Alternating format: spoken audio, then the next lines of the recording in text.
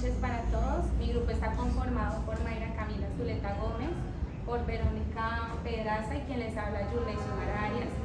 Es muy grato para nosotros presentarles el trabajo que hemos desarrollado durante la asignatura sobre seguimiento a la gestión presupuestal. Bueno, durante los últimos 5 o 6 años han habido una serie de reformas tributarias.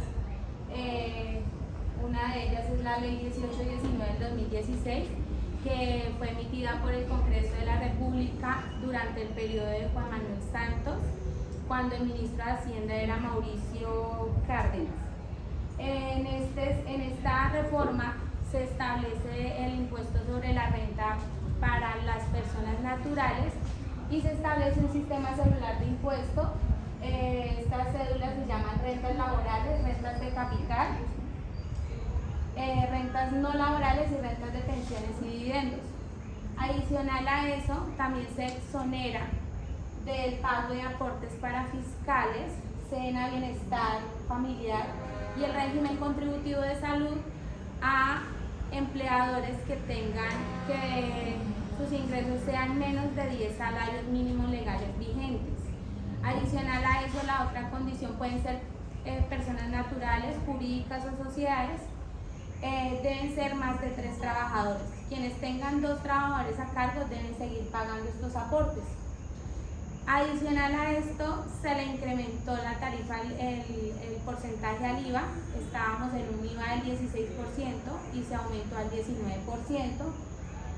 Con la exoneración del pago de aportes para fiscales, lo que se hizo fue, se eliminó el impuesto del CRE y la sobretasa.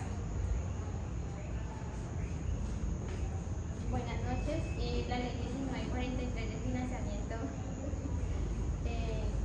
consiste en captar nuevos recursos para poder financiar los nuevos proyectos del gobierno, ya que durante ese periodo del año 2018 contaban con una deuda de 19 billones de pesos. Entonces, para poder recaudar, el propósito era poder recoger más o menos entre 8 billones de pesos o más. También se buscaban prevenir el tema de la evasión de los impuestos y las personas jurídicas. También hablaba del IVA purifásico, que era aplicado a las bebidas como cervezas y gaseosas azucaradas. El tema era aplicarlo durante la etapa de la producción para poder adquirir también ese tema del impuesto. También hablaban de la reducción gradual de las personas que declaraban renta. Para ese periodo del año 2019 era el 33% de la tarifa. También hablaban de los contribuyentes que declaraban renta presuntiva, la cual esto iba a aplicar para el año 2020 era el 1.5% y para el año 2021 era el 0%. También hablaban sobre el incentivo tributario para los exentos de renta. Estos eran para las empresas de la economía naranja, tenían un tiempo de 7 años, pero para poder adquirir tener que cumplir con los requisitos y tener en cuenta que la economía naranja es un modelo de desarrollo para el tema de la innovación, el emprendimiento y la tecnología.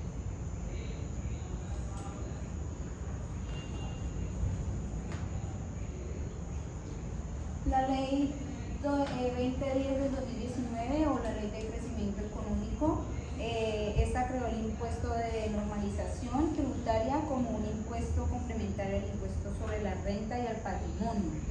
Esta a su vez creó el registro único de beneficiarios efectivos y mantuvo la deducción en el impuesto sobre la renta. A su vez, creó inversiones e incentivos tributarios y creó la deducción de intereses pagados al ICETEX. A su vez, se modificaron los rangos en el VT referentes a la tarifa marginal aplicable. También algo adicional es que hubo también la devolución del IVA a los hogares más vulnerables que tenían los recursos más bajos. La idea era poderlos entregar mensualmente de 65.000 pesos a 70.000 pesos. También se hablaba que esto fue como una nueva ley a la ley anterior, o sea, algo como va a ver el IVA al año, pues como complemento a esta ley.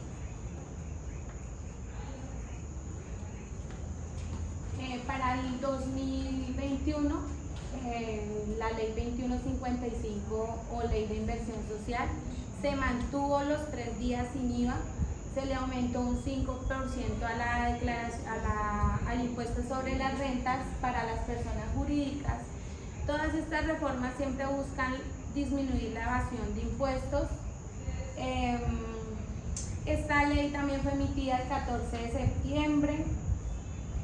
Hay un impuesto adicional para los declarantes del impuesto sobre la renta cuando tenemos activos, cuando presentamos activos omitidos y pasivos inexistentes.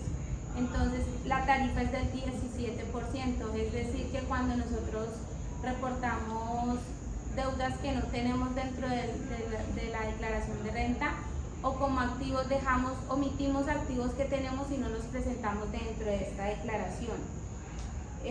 También hubo otro alivio como financiero y fue para los que pagan el impuesto de industria y comercio, avisos y tableros.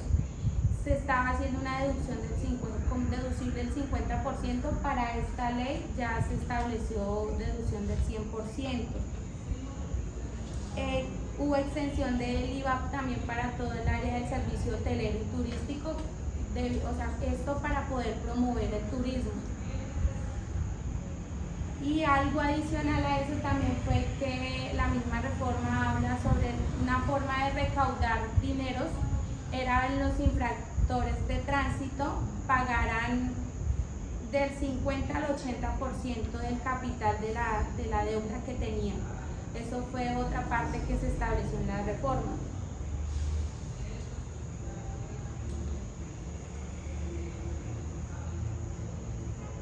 Y por último, pues tenemos la reforma tributaria para la igualdad y la justicia social, que la emitieron este año, está en borrador.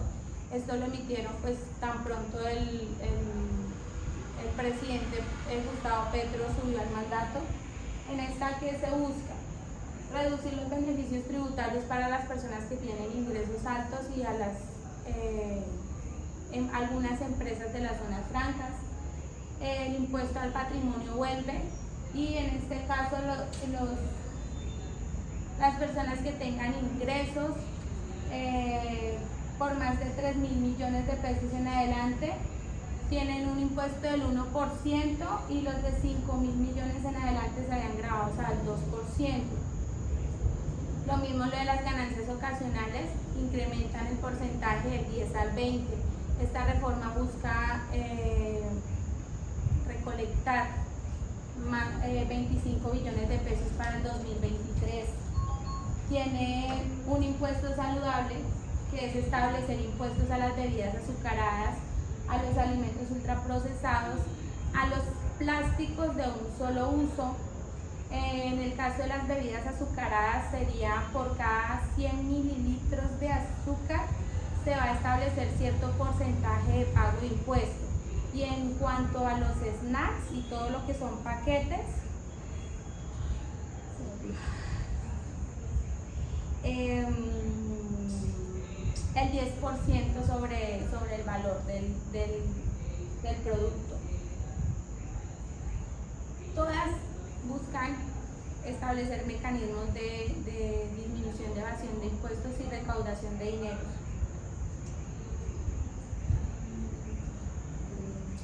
Bueno, pasamos a la estructura del Estado. El Estado está estructurado por ramas del poder, órganos autónomos independientes, la organización electoral, organismos de control y sistema integral de verdad y justicia. En las ramas del poder tenemos la rama legislativa, la rama ejecutiva y la rama judicial. Como ya podemos ver que en la rama legislativa es donde establecen todas las leyes. La rama judicial es todo el tema de fuerza pública, ejército, policía, y la rama ejecutiva es como donde establecen políticas como que administración del Estado. Órganos autónomos que tenemos: el Banco de la República, la Comisión Nacional del Servicio Civil, la NTV, algunos entes universitarios, Hay dos organizaciones electorales, que es la Registraduría Nacional y el Consejo Nacional Electoral. Y hay unos entes de control que son los que fiscalizan, supervisan que todos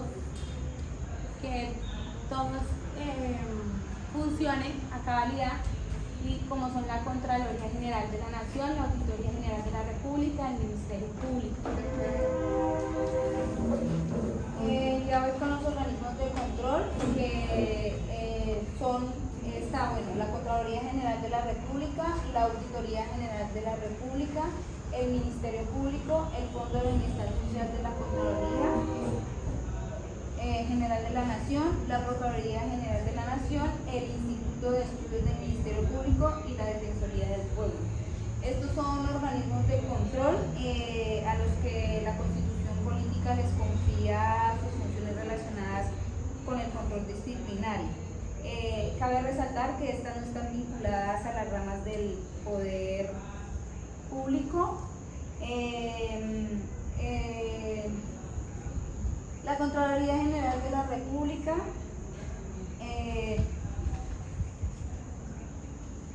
es el máximo órgano de control fiscal del Estado. La Auditoría General de la República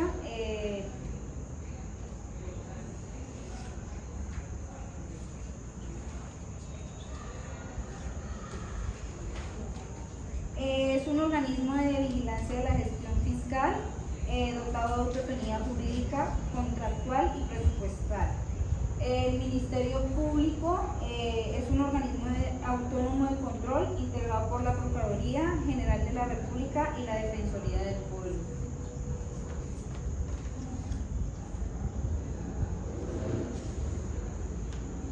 Con el artículo 352 de la Constitución Política establece la asignación presupuestaria para el Estado.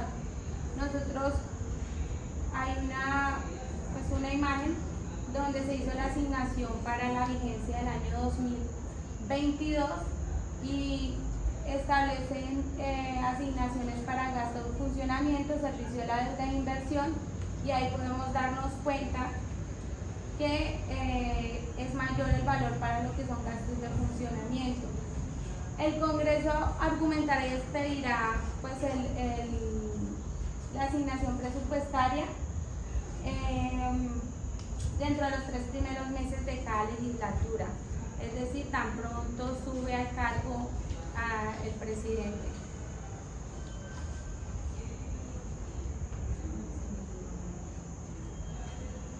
Luego seguimos con el gasto público y Hacienda a nivel nacional y departamental. ¿Qué es el gasto público? El gasto público son todas las salidas de dinero o erogaciones que se dan durante el desarrollo de la actividad en el ejercicio público, todas las entidades descentralizadas, tanto nacionales como municipales.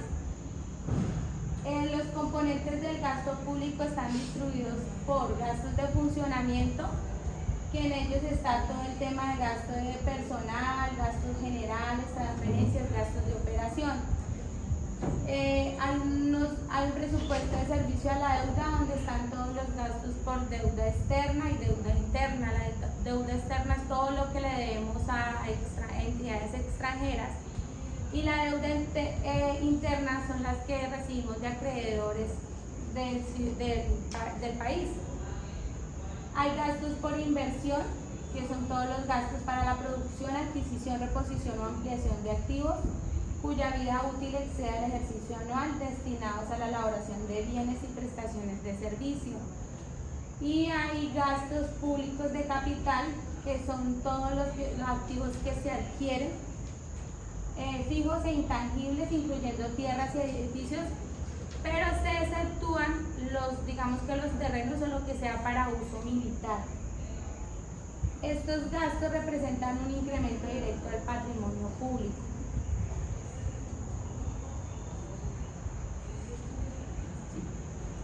Bueno, aquí voy a complementar un poco el tema del gasto público. El artículo 23 de la ley de 1989, pues ya como mi compañero lo nombró, lo que busca el gasto público es suplir todas las necesidades del pueblo y la comunidad la salud, de la economía, bueno, en general. Aquí pues mostramos un poco más específica la información del gasto público, pues en el funcionamiento pues estamos en el gasto personal, adquisiciones de bienes y servicios, las transferencias corrientes, las transferencias de capital, los gastos de comercialización y producción, adquisiciones de activos financieros y gastos tributarios como multas, sanciones e intereses de mora. También encontramos los servicios de deuda pública, como ya lo nombraba mi compañera anteriormente, estos se separan en dos, externa y interna. Pues la externa tiene que ver con todas las entidades, por lo menos las multinacionales, todo lo que tiene que ver en el exterior. Y en la parte interna pues tiene que ver con todo el tema de los ciudadanos que generan esta deuda pues, en el Estado. En cuanto a la inversión, encontramos la inversión directa o indirecta. La directa está ligada a los organismos centrales del Estado, y cuando la inversión indirecta quiere decir de las entidades nacionales o las entidades del extranjero.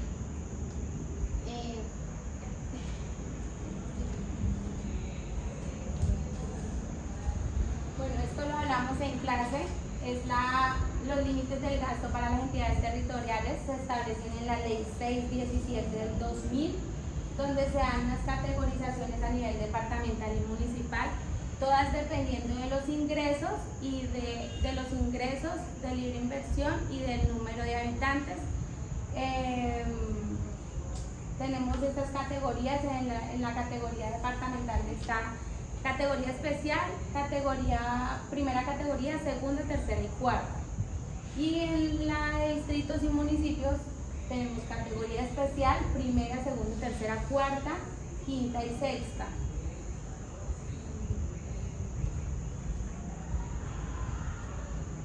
Estos son los valores máximos de los gastos. Esto lo establecen cuánto es el porcentaje que pueden gastar cada categoría. En el caso de los departamentos, la especial tiene un margen del 50%, la primera tiene un margen del 55%, la segunda del 60% y la tercera y cuarta tienen un gasto del 70%.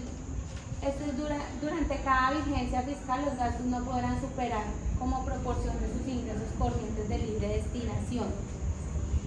Y para el caso de los distritos, lo mismo, especial 50%, primera 65%, segunda y tercera 70%, cuarta, quinta y sexta tienen el 80%.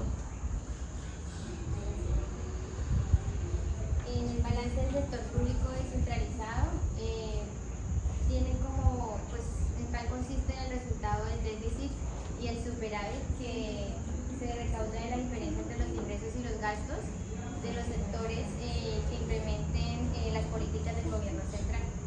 En este mapa podemos evidenciar todos los sectores que hacen parte del sector público descentralizado. Está el Fondo Nacional de Café, sector público de no modelado, empresas de producto de alcantarillado, sector de regionales y locales, empresas políticas de Medellín, sector eléctrico, los establecimientos públicos, seguridad social, entre otros. También hicimos un análisis de los años 2018-2019 con respecto a este balance, y se puede evidenciar que durante el año 2019 se presentó un superávit en comparación al año anterior.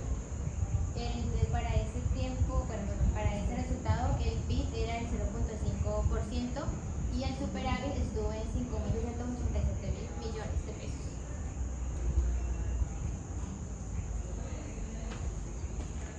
Ya por último, la estructura dinámica y fiscal. Sus ingresos fueron recaudados por 1.923.696 millones.